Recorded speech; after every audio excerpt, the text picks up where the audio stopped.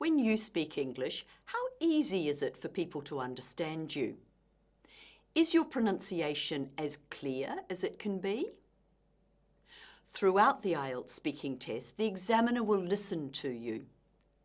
One of the areas in which you are assessed is pronunciation.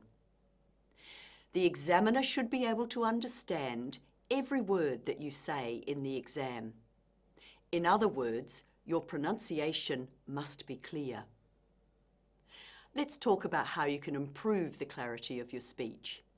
There are some useful strategies that you can use. First, think about your volume.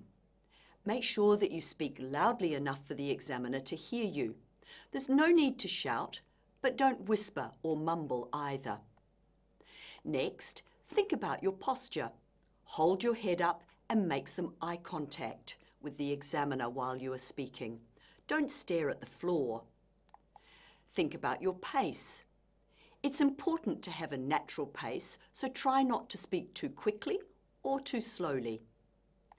Take the time to pause occasionally and take a breath where it's appropriate to do so. At the end of a sentence or before beginning a new idea, for instance. But don't take a long pause in the middle of a sentence. Pay attention to the endings of words, especially the consonants like t or d. Don't leave your words unfinished. And finally, when learning new vocabulary, remember, learn the pronunciation of the word as well as its spelling and meaning. Now let's look at how you can make your meaning clear by stressing the right words. When you are asked a question in the IELTS speaking test, it's not enough to simply answer yes or no. You should try to give extended answers if you can. When giving extended answers, it's important to think about where you place the stress in your sentences. In other words, which words should be emphasized so that your meaning is clear? Emphasizing keywords helps meaning to come through.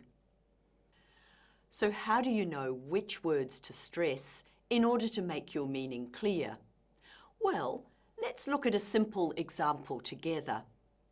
Let's say that in part 3 of the IELTS speaking test, you've been having a discussion about shopping, and the examiner asks you a question about the future of shopping. In response, you say, in the future? Well, I guess shopping will continue to change.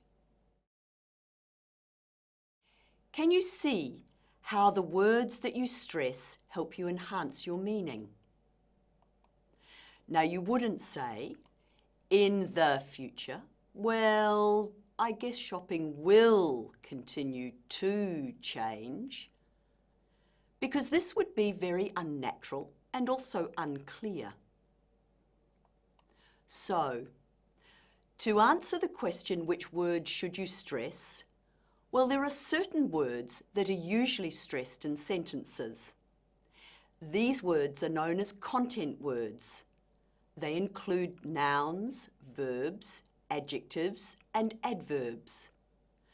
They do not usually include grammar words such as articles or prepositions. So that's a look at how you can use clear pronunciation in part 3 of the IELTS speaking test.